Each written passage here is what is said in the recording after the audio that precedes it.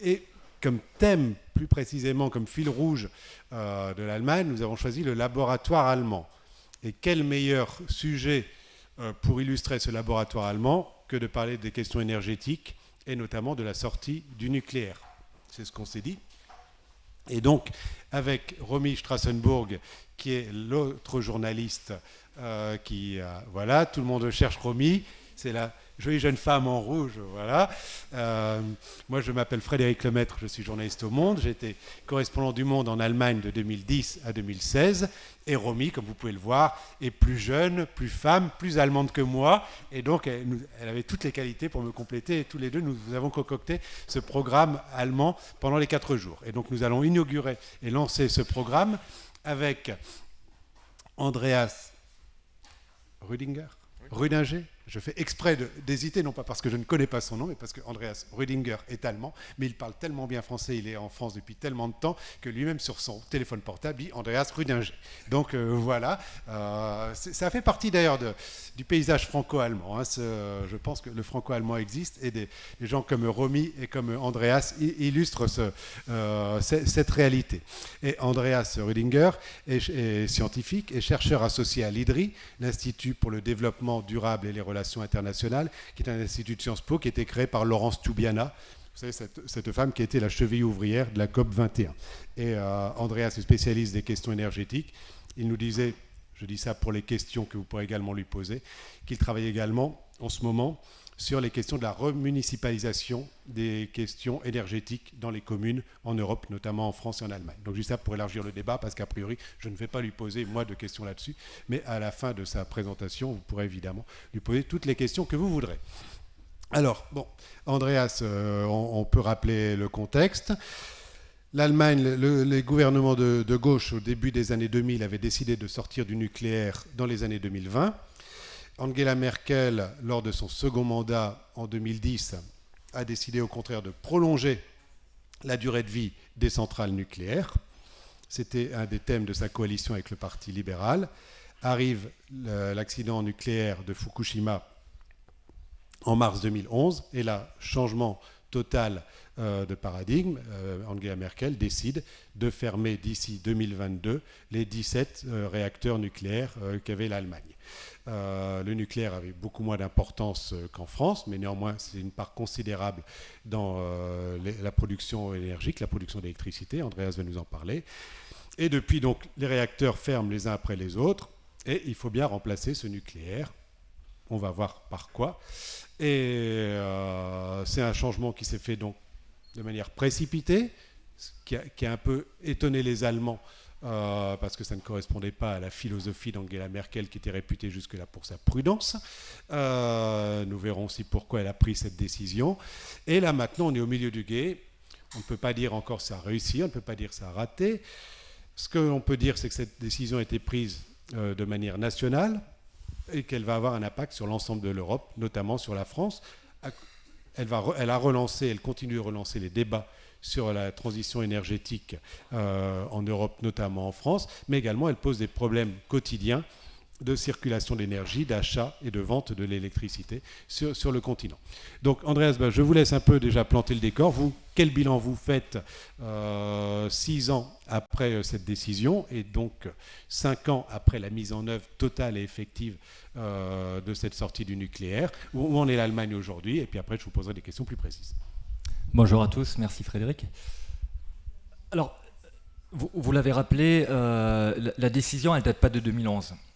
On a souvent eu cette impression-là d'une décision qui avait été présentée comme irrationnelle. L'Allemagne, du jour au lendemain, décide de sortir du nucléaire, c'est fou, ils arrêtent 8 nucléaires du jour au lendemain, ce qui s'est passé après Fukushima. L'Allemagne a arrêté d'abord pour une durée de 3 mois les 8 réacteurs les plus anciens, en se disant, par principe de précaution, il faudra ensuite qu'on décide ce qu'on va faire.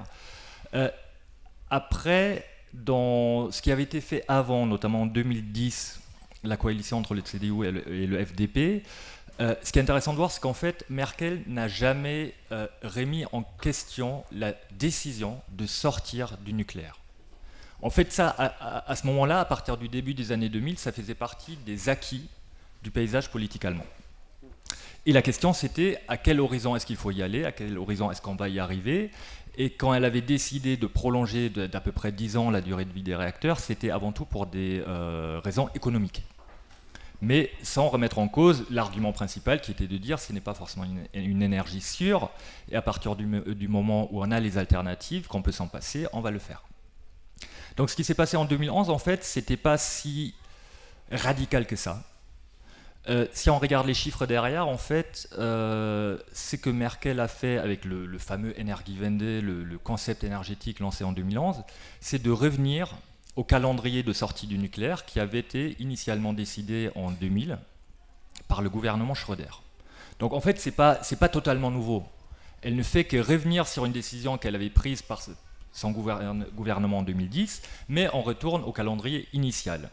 Et y compris les 8 réacteurs qui ont été arrêtés après Fukushima, qui n'ont jamais redémarré par la suite, ils devaient de toute manière, selon ces calendriers-là, être arrêtés d'ici 2017. Donc voilà. Ça pour planter le décor, pour dire en fait ce n'était pas aussi radical qu'on a pu le penser. Évidemment, ça a bouleversé un peu le paysage énergétique européen, parce que l'Allemagne est très très importante dans le marché électrique européen, tout comme la France. C'est 2 pays qui sont au cœur de l'Europe, qui représentent à eux seuls un tiers de la consommation d'électricité et de la production en Europe, qui sont interconnectés avec énormément de pays autour. Donc tout ce qui se passe dans ces pays a pas mal de répercussions sur l'Europe.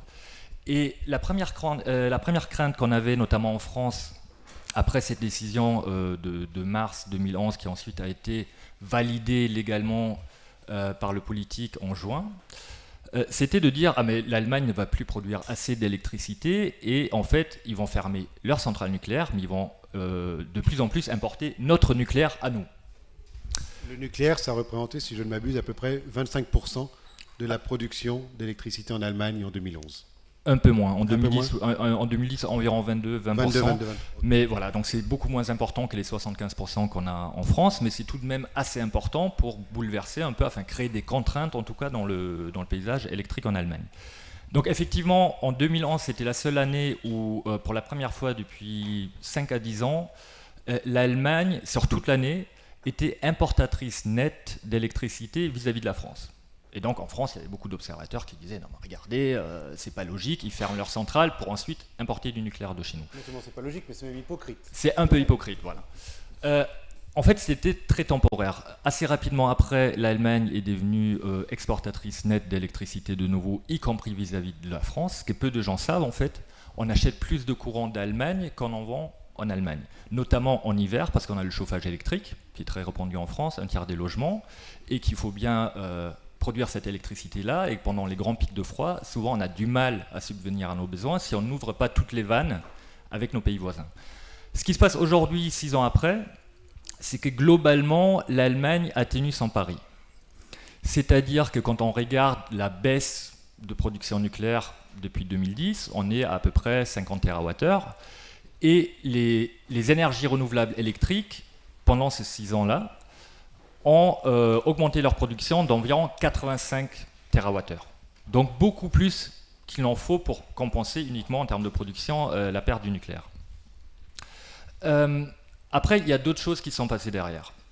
L'Allemagne a fait énormément d'efforts sur l'efficacité électrique, donc essayer de consommer moins, ce qui a plutôt bien marché. Aujourd'hui, la consommation d'électricité est environ 20 TWh inférieure à ce qu'elle était en 2010. 20 TWh, c'est 3 tranches nucléaires. C'est 3 réacteurs nucléaires, donc c'est pas anecdotique. C'est-à-dire que malgré la croissance, l'Allemagne arrive à utiliser moins d'énergie. Moins d'électricité en tout cas, on verra après. Voilà. Absolument. Juste un point de détail, souvent je le montre quand j'ai des graphiques, j'en ai pas ici, mais quand on parle de la question du nucléaire, et qu'en même temps on parle de la question de la transition énergétique, il y a une chose qu'il ne faut jamais oublier, notamment quand on situe dans le contexte franco-allemand. C'est qu'en Allemagne, le nucléaire représentait, on le disait, environ 20% de la consommation totale d'électricité, sauf que l'électricité ne représente que 20% de la consommation finale d'énergie, avec le gaz, le pétrole et toutes les énergies qu'on consomme. Donc au final, quand on parle du nucléaire en Allemagne, on parle d'environ 6% du problème énergétique dans sa globalité. Quand on fait le même raisonnement en France, le nucléaire représente 75%, les 3/4 de notre consommation d'électricité, mais l'électricité ne représente que 25%, 24% à peu près de notre consommation d'énergie finale.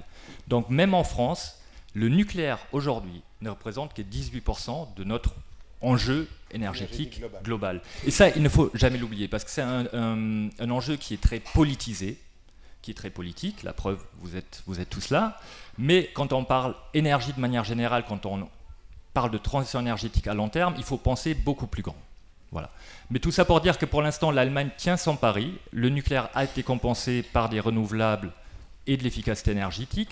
Derrière, il y a des choses qui sont passées avec les centrales à charbon, qui ont été beaucoup critiquées, on pourra peut-être y revenir, mais ça fait plus partie de la question européenne. Aujourd'hui, les renouvelables sont passés au-delà de 30%, je crois, plus de 33% à peu près de la production électrique allemande est aujourd'hui due aux renouvelables. Il y a même des jours, quand il fait beau et qu'il y a un peu de vent, il y a 100% de l'électricité qui est produite par les énergies renouvelables. Donc ça marche.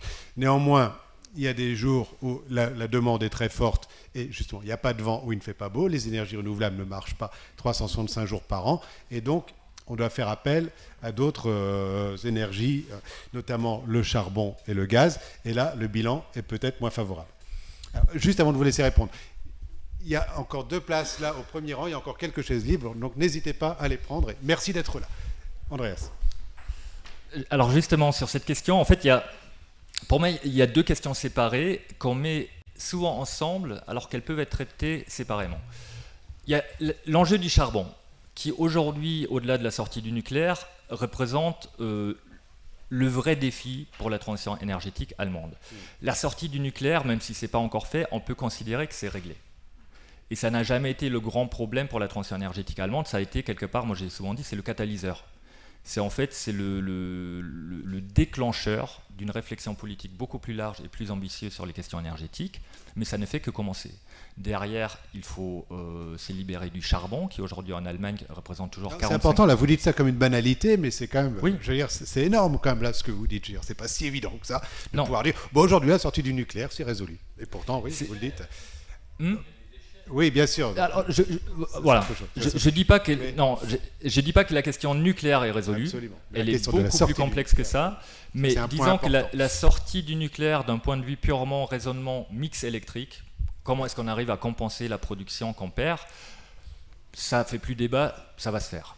Absolument. Derrière, la question du charbon. Le charbon représente 45% de la production d'électricité en Allemagne. Et c'est beaucoup plus compliqué d'en sortir, pas uniquement parce que c'est un poids plus prépondérant dans le mix électrique, mais parce qu'il y a énormément d'enjeux industriels et politiques derrière, que tous les grands partis politiques allemands ont des liens avec les grands bassins industriels, qu'il y a toujours le mythe de l'industrie du charbon en Allemagne, qui est très forte. Du charbon et de la lignite. Oui. De la lignite. Donc c'est un enjeu qui est assez compliqué. Et après, on a un enjeu, on va dire, plus technologique, qui est de se dire comment est-ce que demain, on arrivera à produire la grande majorité de notre électricité avec des énergies qu'on appelle intermittentes, qui sont essentiellement le soleil et le vent. Donc ils vont fonctionner une partie du temps, mais pas tout le temps. Et donc là, logiquement, on se dit, mais voilà, les panneaux photovoltaïques, ils arrêtent de produire la nuit. Donc la nuit, il faut mettre l'équivalent des capacités solaires en centrale à gaz ou centrale à charbon pour quand même continuer à produire l'électricité que nous consommons. Alors, c'est à la fois un peu plus compliqué et plus facile à résoudre que ça, parce qu'au-delà de ces raisonnements de dire il faut chaque fois mettre des capacités thermiques fossiles derrière des capacités renouvelables, on a plein d'autres solutions qu'on est en train d'explorer lentement aujourd'hui. Et la première solution, c'est le marché électrique européen. Je vais essayer de vous donner... Juste avant ça, on avait quand même dit en 2011, on va remplacer les centrales nucléaires par le renouvelable et par les centrales à gaz. Oui. Pourquoi est-ce que finalement, on ne voit pas tellement de progression des centrales à gaz, mais plutôt des centrales au charbon, beaucoup plus polluantes? Alors ça a été une des principales critiques qu'on a entendues sur le tournant énergétique allemand dans les, on va dire, 3-4 dernières années. Et c'est vrai. En fait, pendant un moment, le charbon stagnait et d'un coup, la production à base de charbon a augmenté. On a dit, regardez, la sortie du nucléaire, ça ne marche pas, on remplace le nucléaire par du charbon, c'est encore pire. Et puis, on a commencé à analyser un peu ce qui se passait réellement dans le marché électrique. Et ce qu'on voyait, c'est qu'en même temps que le charbon augmentait, la production à partir de centrales à gaz baissait. Et qu'en fait, c'était un phénomène qui ne touchait pas uniquement l'Allemagne, mais qui touchait de manière beaucoup plus importante encore le Royaume-Uni, l'Espagne, les Pays-Bas et même la France. Et donc là, on a commencé à se dire, mais pourquoi ça se fait? C'est complètement contraire par rapport à ce que nous voudrions faire en Europe. Et en fait, il y a plusieurs phénomènes qui expliquent ça. D'une part, la hausse du prix du gaz. De l'autre côté, une baisse du prix mondial du charbon, c'est un marché mondial, hein, et qui est notamment très dépendant de ce que fait la Chine. Et la Chine, aujourd'hui, consomme moins de charbon que ce qu'on pensait. Et du coup, tout le marché mondial est en surcapacité, et donc le charbon ne coûte pas cher. Et en même temps, on a créé un outil en Europe pour la décarbonisation de l'énergie, qui est le marché des certificats de CO2, des certificats à polluer. Et en fait, ces marchés ne marchent pas. Aujourd'hui, il a énormément de dysfonctionnements, ce qui fait que le prix des droits à polluer, le prix de la tonne de CO2 est aujourd'hui aux alentours de 4 à 5 euros, là où on voudrait qu'il soit à 30 euros. Tout ça fait que tous les énergéticiens, EDF, RWE, tous les grands énergéticiens européens, qui ont à la fois des centrales à charbon et des centrales à gaz dans leur portefeuille de production, vont plutôt mettre sous cocon les centrales à gaz, parce que ça coûte trop cher à produire, il n'y a pas assez de marge, et vont faire fonctionner à gogo les centrales à charbon, parce qu'il y a plus de marge. Donc c'est uniquement un raisonnement économique qui s'explique aujourd'hui par les dysfonctionnements du marché électrique européen, mais qui n'est pas du tout propre à l'Allemagne et qui n'a rien à voir avec la sortie du nucléaire en tant que tel. Et ce que je disais tout à l'heure, c'est pour ça qu'aujourd'hui, en fait, on est vraiment face à un défi européen pour réussir la transition énergétique, où l'Allemagne peut aider, la France aussi, on pourra en discuter, mais en tout cas, ce n'est pas quelque chose qui est lié à la sortie du nucléaire allemande. L'Allemagne s'est fixé comme objectif de réduire de 80% ses émissions de CO2 à l'horizon 2050, si ma mémoire est bonne. Est-ce qu'elle va y arriver? C'est pas si évident que ça. Alors c'est encore plus, c'est que l'Allemagne s'est fixé au moins 80%. En fait, le scénario, il parle de 80 à 95% de réduction des émissions de CO2 entre 2008 et 2050. Est-ce qu'ils vont y arriver aujourd'hui? C'est beaucoup trop tôt pour le dire. En tout cas, c'est très difficile. Parce que, comme je le disais tout à l'heure, on a trop tendance à se concentrer sur la question électrique, qui, en termes d'émissions de gaz à effet de serre, n'est pas le gros morceau. Le gros morceau, de très loin, c'est d'un côté les bâtiments. Toute l'énergie que nous consommons pour nous chauffer, pour cuisiner, pour tous les usages dans les bâtiments, l'éclairage. Et de l'autre côté, les transports. Dans les bâtiments, l'Allemagne a fait pas mal de progrès. Ils ont 5 ans d'avance sur nous en termes de standards d'efficacité énergétique sur la rénovation des bâtiments, sur les constructions neuves, même si aujourd'hui en France, sur les constructions neuves, ça commence à partir pas mal. Et par contre, sur les transports, ils sont à la traîne. Donc vous avez tous l'idée des récents scandales sur le diesel allemand, qui d'ailleurs ne touche pas que l'Allemagne. Mais sur les transports, à la fois, on n'a pas encore trouvé toutes les solutions pour faire de la mobilité propre, de la mobilité bas carbone. Et surtout, même quand on a les solutions, éventuellement, comme le véhicule électrique, comme le véhicule hybride, on a du mal à vraiment le déployer sur le marché. Et ça, encore une fois, c'est une problématique européenne. C'est un défi absolument convergent entre la France et l'Allemagne aujourd'hui, qui là pourrait s'allier pour vraiment essayer de lancer, de transformer le marché européen, parce que c'est quand même l'industrie automobile qui reste très importante pour l'Europe. Alors justement, tout à l'heure, je vous ai interrompu quand vous vouliez parler du marché européen de l'électricité, enfin l'énergie. Oui, alors c'est vraiment là que ça se joue, et par le marché électrique européen, on peut illustrer toute l'importance que prend la coopération franco-allemande aujourd'hui. Il existe ou pas ce marché aujourd'hui ? Il existe, c'est-à-dire qu'aujourd'hui, un fournisseur français qui vous fournit votre électricité va s'approvisionner directement sur une plaque de marché européenne, qui est organisée par région. Ce n'est pas le marché des 28 pays européens, ou 27 aujourd'hui, mais il est organisé par région et il fonctionne. Parce que l'électricité, contrairement à d'autres marchandises, circule quasiment instantanément. Donc c'est une marchandise qui est faite pour un marché aussi grand. Donc, du point de vue économique, il marche. Du point de vue politique, il ne marche pas encore très bien. Pourquoi ? Parce que d'un côté, on continue à considérer que la politique énergétique fait partie du domaine souverain des États membres. Donc, si la France aujourd'hui veut prolonger les centrales nucléaires, c'est sa décision, ce n'est pas avec l'Europe qu'elle doit en discuter.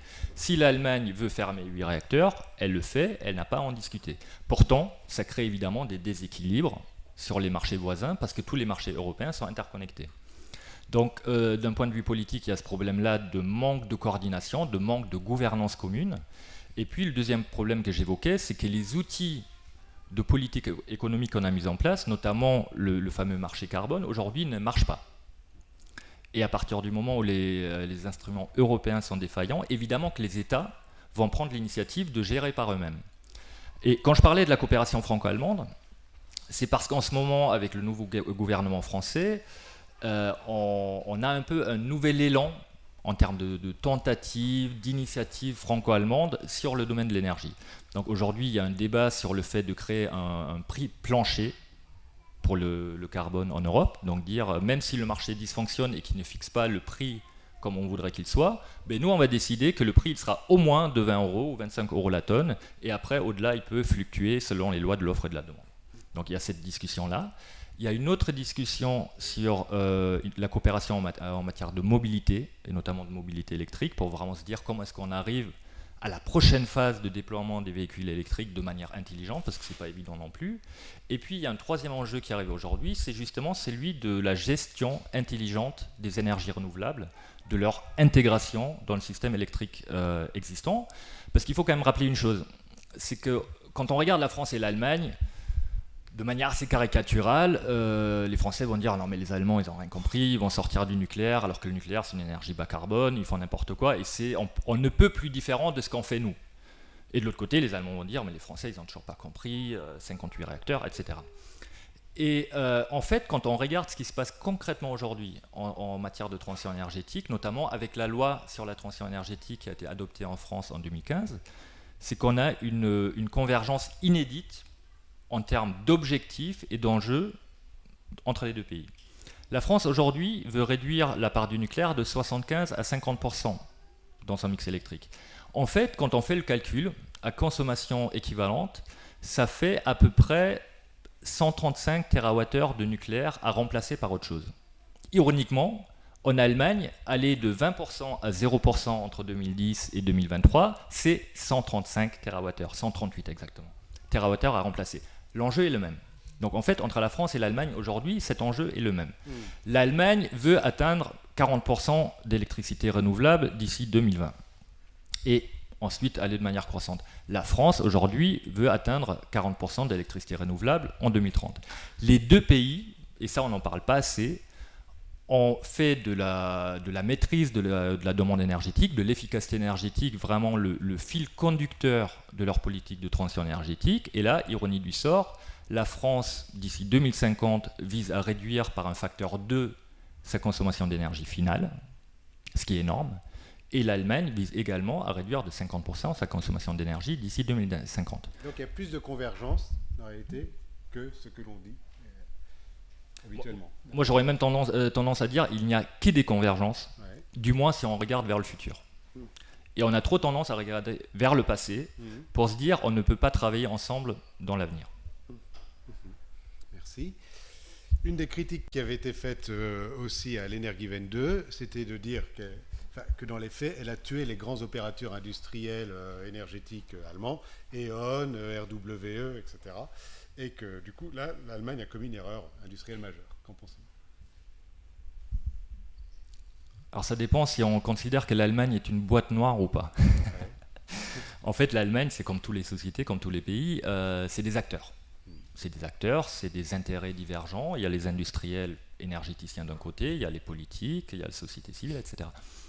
L'Allemagne n'a pas fait d'erreur, parce que, comme je le disais, elle n'a fait que revenir à un plan qui existait déjà 10 ans auparavant.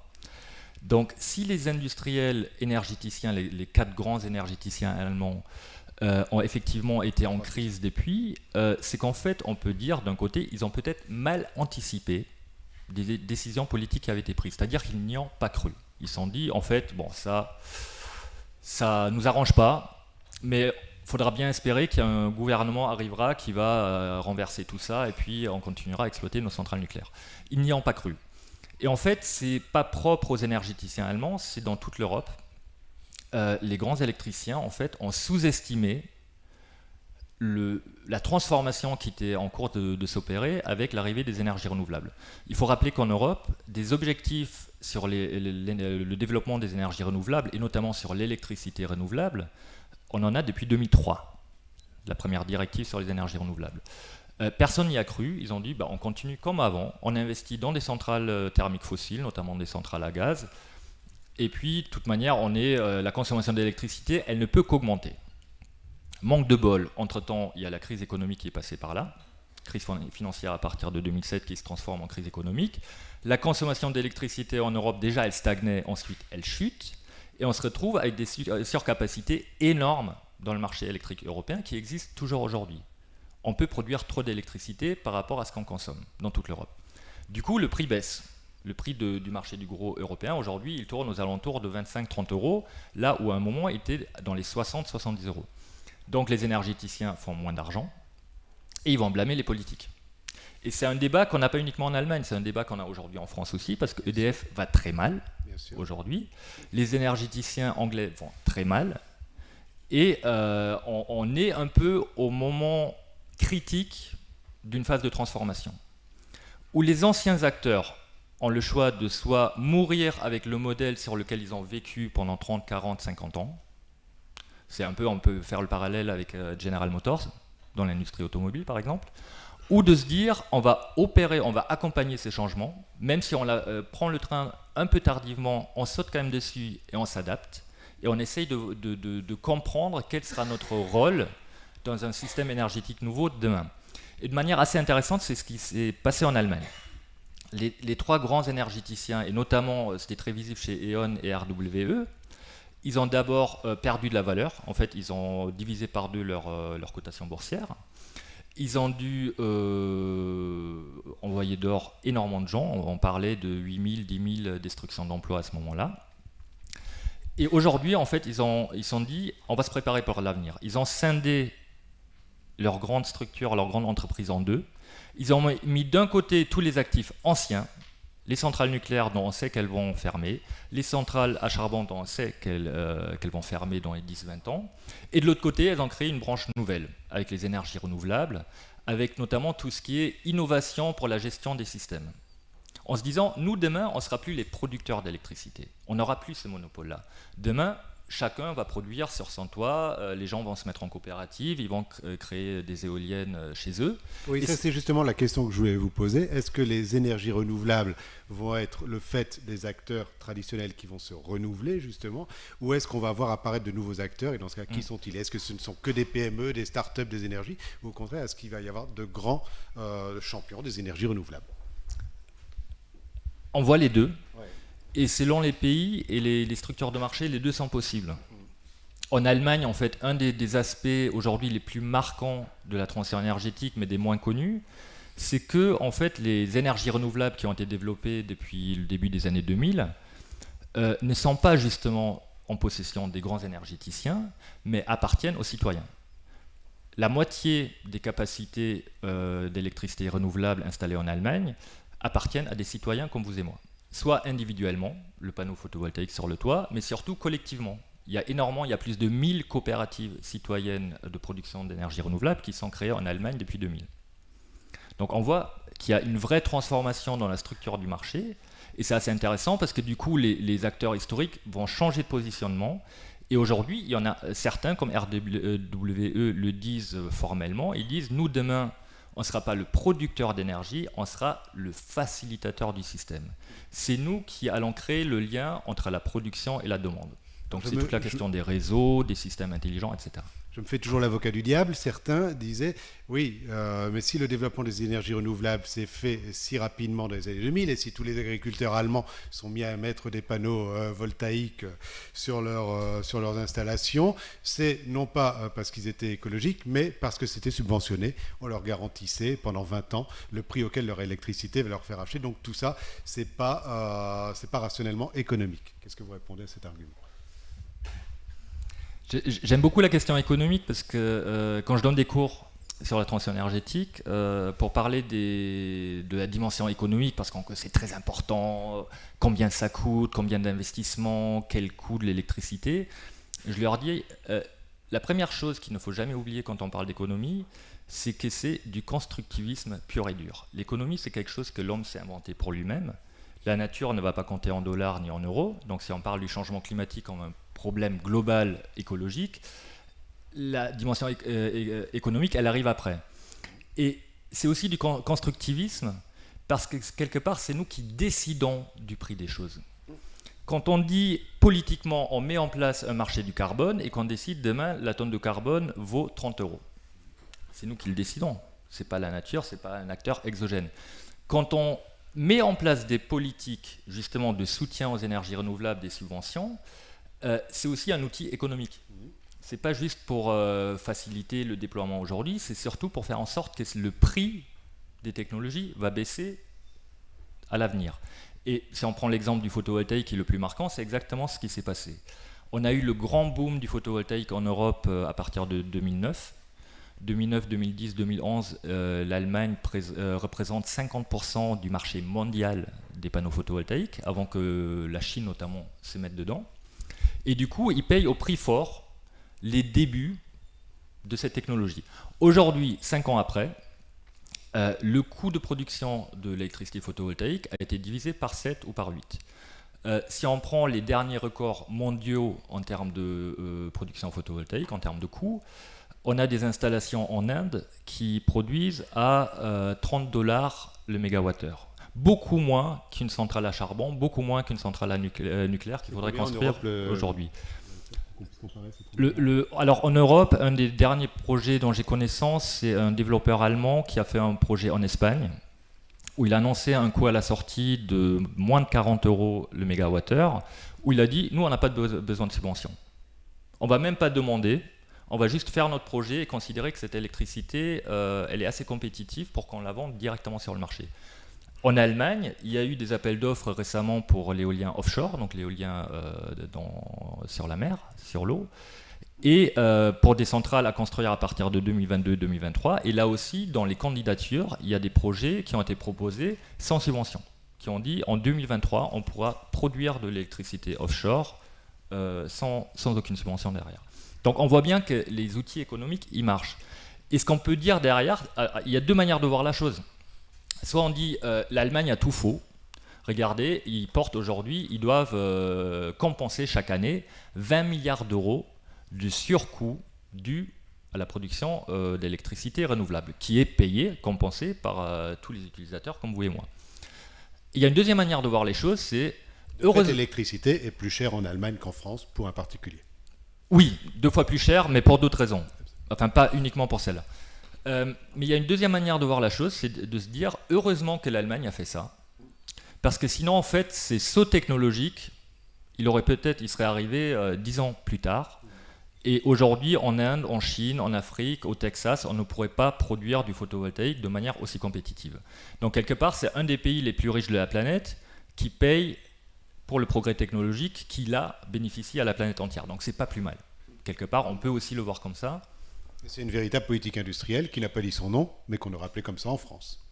Et c'est une politique industrielle parce qu'on a eu un débat en Europe qui était assez fort il y a 2-3 ans quand les Chinois ont commencé à se mettre massivement dans l'industrie de production de panneaux photovoltaïques et qui ont complètement repris le marché aux Européens, aux Américains parce qu'ils produisaient moins cher. Et donc à ce moment-là, on disait mais le photovoltaïque ça sert à rien aujourd'hui, c'est des emplois en Chine, c'est pas des emplois chez nous et en plus ça coûte cher. Les Allemands, ils ont trouvé une technique, une parade par rapport à ça qu'ils avaient déjà trouvé dans d'autres industries. Et ce qui explique aussi pourquoi aujourd'hui ils restent champions mondiaux des exportations.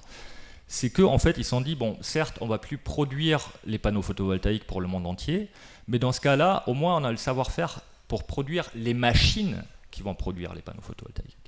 Et en fait, on s'était rendu compte en 2013-2014 que 75% des panneaux photovoltaïques produits dans le monde étaient faits avec des machines-outils allemandes. C'est une manière comme une autre de se dire où se situe la valeur ajoutée sur un marché et comment est-ce que j'arrive à capter, moi, cette valeur ajoutée. Le panneau photovoltaïque en lui-même n'est pas un objet technologique aujourd'hui. C'est quasiment primitif quand on parle de technologie énergétique. Donc la valeur ajoutée, elle n'est pas forcément là.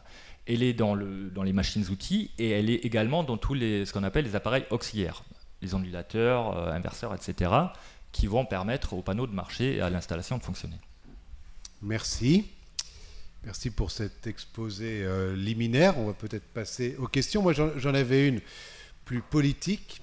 Comment expliquez-vous cette différence d'approche du nucléaire entre la France et l'Allemagne? Comment se fait-il que l'Allemagne n'a jamais aimé vraiment le nucléaire, alors que la France fait sien le nucléaire depuis plusieurs décennies? Qu'est-ce que ça nous dit de la culture de chacun des deux pays? Alors, je peux vous envoyer une réponse en 170 pages. Ouais. Moi aussi. Parce que c'était... ouais. C'est ce que vous avez fait comme thèse? C'est ce que j'ai fait, oui. Alors, mais il faut remonter assez loin, en fait, pour comprendre ce qui s'est passé dans les deux pays pour le nucléaire. Donc, pour la faire rapide, en France, après la guerre, après la Deuxième Guerre mondiale, le nucléaire est un des grands axes technologiques pour reconstruire la nation. On avait déjà énormément de scientifiques qui travaillaient sur le nucléaire, qui étaient prix Nobel sur des questions nucléaires à ce moment-là.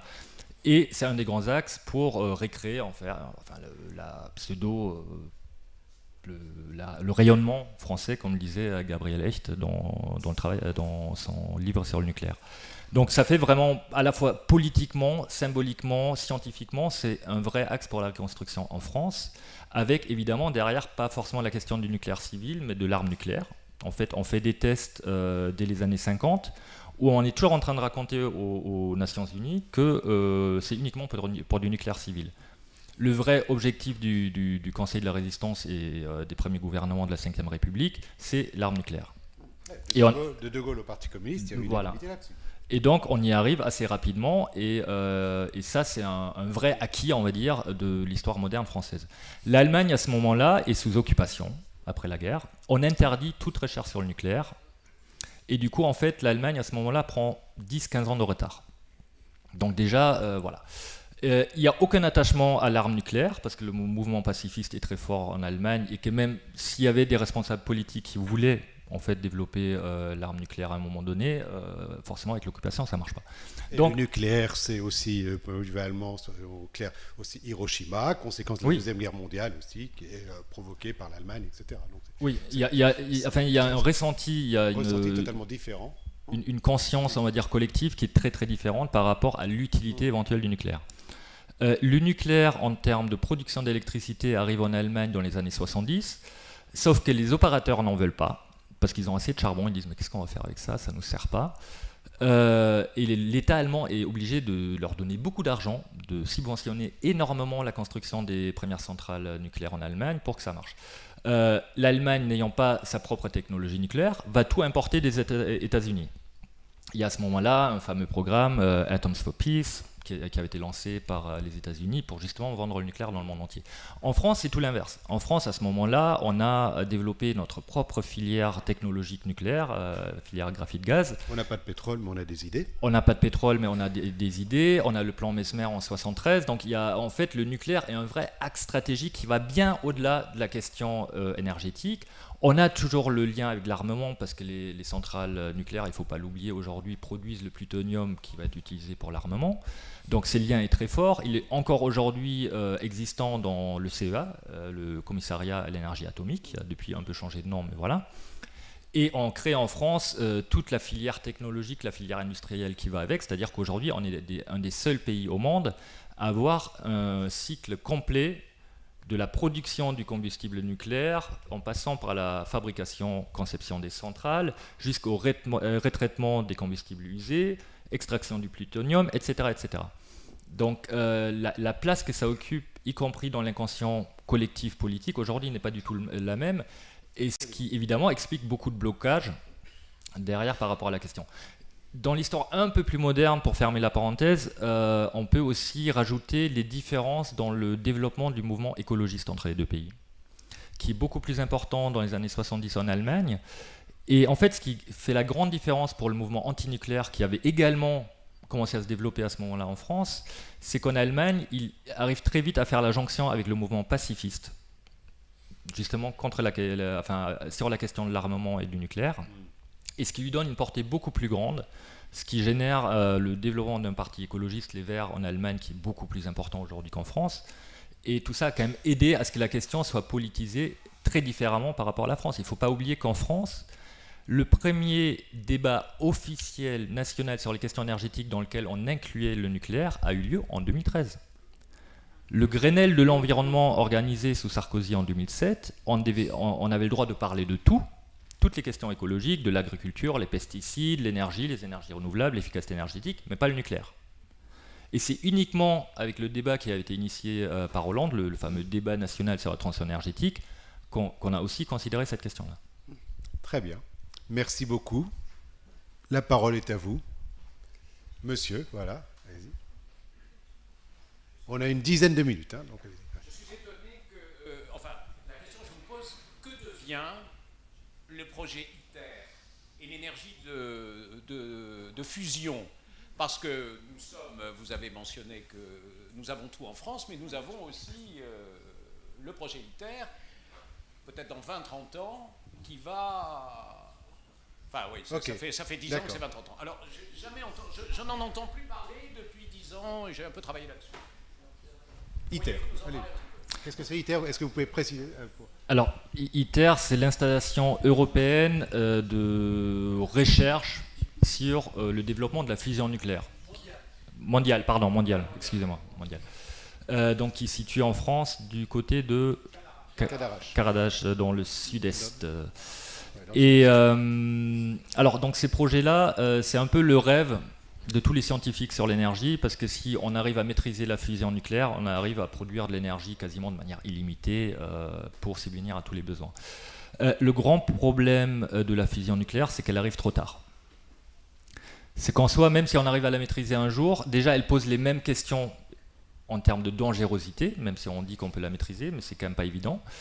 Donc avant d'être un débat scientifique, c'est un débat politique, sociétal.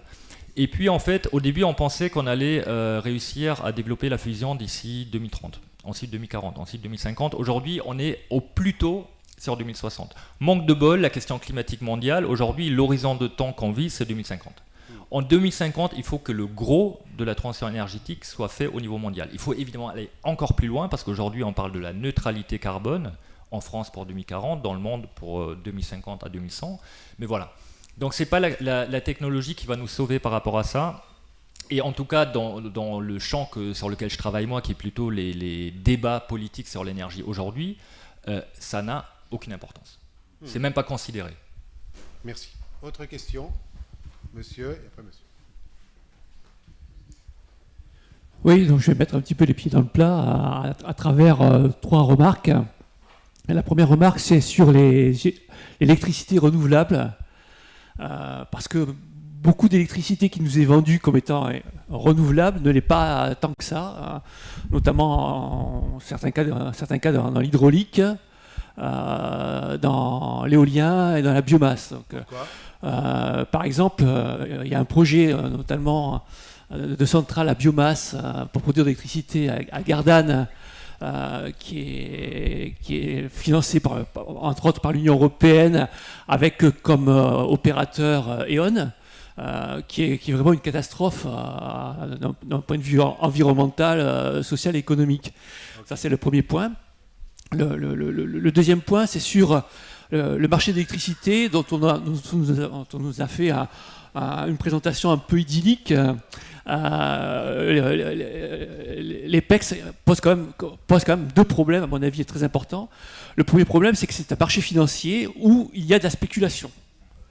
Et le deuxième problème, c'est que ce marché financier n'existe que dans un modèle centralisé de distribution d'électricité, puisqu'il faut mettre des lignes haute tension un peu partout entre les différents pays européens. Et le troisième point, c'est sur la production d'électricité par le gaz, les centrales à gaz. Je ne sais pas si vous savez, mais dans les projets d'intérêt communautaire européen sur l'énergie, pratiquement 80% des projets sont des projets de construction de gazoducs pour transporter du gaz venant des pays du Sud, des États-Unis, souvent du gaz de schiste, d'Azerbaïdjan, etc., pour fournir du gaz en Europe centrale, essentiellement à l'Allemagne, pour produire de l'électricité. Et à travers cette construction d'infrastructures, l'Union européenne veut aussi mettre en place un marché du gaz sur le modèle de celui de l'électricité, ce qui, à mon avis, est quand même très, très problématique. Ok, merci. Donc, vous n'avez pas mis le pied dans le plat, mais les 3 pieds dans le plat. Alors, qu'est-ce que vous répondez? Ce qui est très fort. Alors, sur la centrale à biomasse de Gardanne, évidemment, ça pose plein de questions. Et c'est un projet qui clairement est surdimensionné. Enfin, je pense qu'aujourd'hui, beaucoup de gens sont d'accord pour le dire. Notamment parce que si on utilise la biomasse, il faut au minimum faire de la cogénération. Qui dit cogénération dit production d'électricité et de chaleur en même temps. Sauf que pour un projet aussi gros, ça ne vaut pas la peine parce qu'on n'a pas les débouchés pour utiliser rationnellement la chaleur. Donc effectivement, ce projet, il n'est pas bon. Il n'est pas bon, du moins quand on essaie de réfléchir sur une transition énergétique locale. Voilà. Sur le deuxième élément, donc sur le marché électrique, moi j'aurais tendance à dire oui et non. Certainement, il n'est pas parfait. Il est organisé de manière centralisée, oui et non, parce que tout dépend à quelle échelle on se situe. Si nous, on raisonne aujourd'hui à l'échelle locale, effectivement, c'est un marché très centralisé. Si on raisonne à l'échelle européenne, ce n'est pas forcément un marché centralisé. Et comme je le disais tout à l'heure, ça reste quand même malgré tout le principal outil dont on dispose d'ici 2030 pour gérer la variabilité de l'éolien et du solaire en Europe. Ça va énormément faciliter la chose par rapport à un système où on raisonne à l'échelle nationale, on coupe les ponts. On raisonne à l'échelle nationale pour chaque pays. Je peux vous envoyer des études, on a beaucoup fait d'études là-dessus, sur cette question en termes de modélisation, et ça sert quand même à quelque chose. C'est pas parfait, mais c'est utile. Le gaz? Et le gaz, alors les gazoducs, on peut en discuter, à mon avis, ils ne sont pas utiles. Il y a beaucoup d'acteurs européens aujourd'hui qui disent qu'il faut arrêter cette politique des gazoducs. C'est avant tout motivé par des questions, des intérêts géopolitiques et des considérations géopolitiques. Si on regarde la question purement énergétique, on a démontré qu'en Europe, si on se mettait plus d'ambition en matière d'efficacité énergétique uniquement, on ne parle même pas d'énergie renouvelable, on pourrait réduire de 40% nos importations de gaz d'ici 2030. Donc ça répond en partie à la question, et c'est vraiment, effectivement, là-dessus, on a deux visions qui sont confrontées.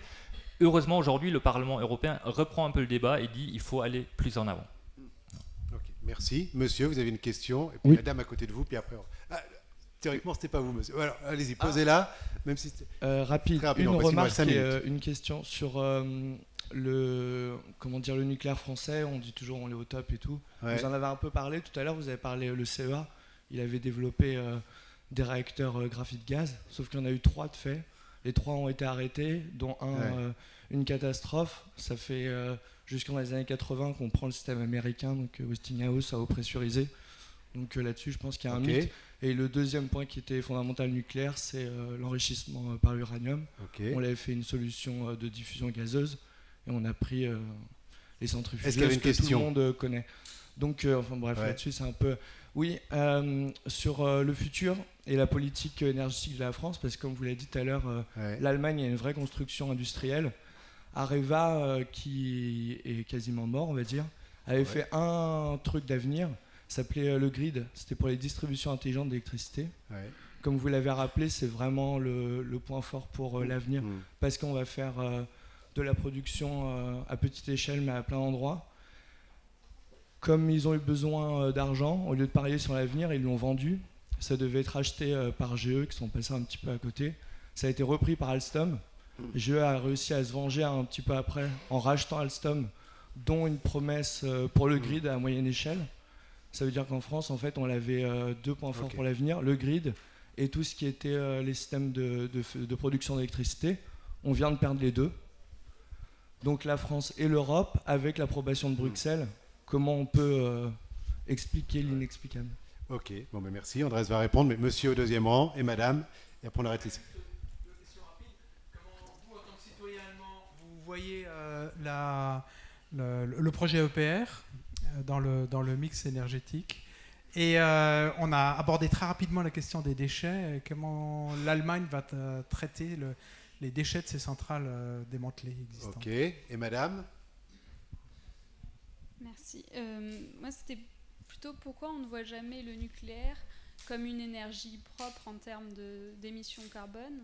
Et quand on cherche à réduire globalement nos émissions carbone, on ne prend jamais, vraiment, c'est même très tabou, de dire que c'est une émission propre. Et est-ce que l'Allemagne est sortie des autres utilisations du nucléaire médical, industriel, agricole? Ok. Vous avez 2 minutes pour répondre à tout ça. Ah, je suis désolé. Mais comme il y a également une table ronde passionnante après sur le cinéma allemand. Sur les commentaires sur le nucléaire, complètement d'accord. Effectivement, on ne l'a pas rappelé tout à l'heure, mais la France ne s'est pas vraiment servi de la technologie qu'on avait développée. On a ensuite également importé, on va dire francisé la technologie américaine, donc complètement d'accord là-dessus. Sur les décisions en stratégie industrielle en termes de technologie d'avenir pour la transition énergétique, effectivement, il y a encore du boulot. On pourrait se poser la même question sur EDF aujourd'hui, qui ne fait pas forcément les bons paris là-dessus, mais c'est tout un débat. Messieurs avaient posé la question de l'EPR. Alors moi, personnellement, je me considère quand même plus comme citoyen français. Ça fait 25 ans que j'habite là. Et j'en ai 31. Mais, c'est important. Bon, alors en tant que citoyen européen. En tant que citoyen européen, non, l'EPR, il a relativement peu d'intérêt aujourd'hui. D'un point de vue économique, clairement, je le disais tout à l'heure, le photovoltaïque coûte moins cher, l'éolien coûte moins cher, le gaz aujourd'hui coûte moins cher, donc le raisonnement est difficile. D'autant plus qu'il ne se défend plus d'un point de vue industriel, parce que les marchés à l'export ne sont pas là. Et la deuxième question, c'était les déchets. Les déchets, l'Allemagne est aussi loin que nous, c'est-à-dire qu'il n'y a pas de solution. Voilà. Pour la faire rapide, sachant que le débat a encore plus de mal et qu'ils ont encore plus fait de bêtises par le passé. Voilà. Et madame? Et alors, le nucléaire fait quand même beaucoup partie du débat sur les réponses à apporter au dérèglement climatique au niveau international. Après, la question des ordres de grandeur se pose. Le nucléaire aujourd'hui, c'est 3% de la consommation finale d'énergie au monde. C'est pas grand-chose. Donc, c'est pas ça qui va apporter une réelle réponse avec tous les problèmes qu'on lui connaît aujourd'hui. Après, pour les défenseurs de l'énergie nucléaire, évidemment, l'argument carbone est extrêmement important. Le fait que ce soit une énergie bas carbone, mais qui comporte malgré tout d'autres risques. Juste pour revenir, pour clore et faire une méga parenthèse, revenir sur la question de l'Allemagne, après Fukushima, Merkel annonce sa décision de fermer pour moratoire les 8 réacteurs les plus anciens. Elle dit ensuite, c'est une décision que je ne peux pas prendre seule. Donc elle installe un comité d'éthique. Pas un comité scientifique, pas un comité technologique, un comité d'éthique pour statuer sur la question du nucléaire en Allemagne, qui rassemble des religieux, des politiques, des scientifiques, des sociologues, un peu de tout. Et ces comités, et des philosophes. Et ces comités, il dit au final, certes, le nucléaire a des avantages, aucune énergie n'est parfaite, mais il en faut bien. Et si aujourd'hui on considère qu'on a les moyens de se priver à terme, à court terme, moyen terme, d'une énergie qu'on considère tout de même risquée, il faut le faire. Voilà. Non, merci. Et les autres utilisations, bien sûr que l'Allemagne fait des radios, fait du nucléaire sur le plan scientifique, aucune question. Ok, non, merci, je suis désolé. Allez-y. Flamanville. Vous avez parlé de l'EPR. L'EPR, il va voir le jour un jour, mais on en discutera dans 10 ans. Ça va pas servir à grand-chose, d'autant plus qu'on n'en a pas besoin. Très bien. Bah, écoutez, je remercie beaucoup. Je crois qu'on peut remercier et applaudir Andreas. Voilà. Qui a superbement lancé ce cycle allemand. Donc évidemment, je vous invite à suivre les conférences sur l'Allemagne, même les autres sujets sont passionnants. Il va y en avoir une sur le cinéma. Juste s'il vous plaît, votre attention, il y a une petite modification du programme. Samedi après-midi, nous avions prévu de 15h à 16h un premier témoignage sur l'intégration en Allemagne et de 16h à 17h une table ronde sur les réfugiés en Allemagne. Nous ne pouvons pas mener la première table ronde de 15 à 16 parce que le journaliste ne peut pas venir. Mais donc la table ronde de 16h commence dès 15h30, donc pendant 1h30, et nous allons avoir un intervenant supplémentaire. Donc dès 15h30, samedi après-midi, ici même, il y aura le débat sur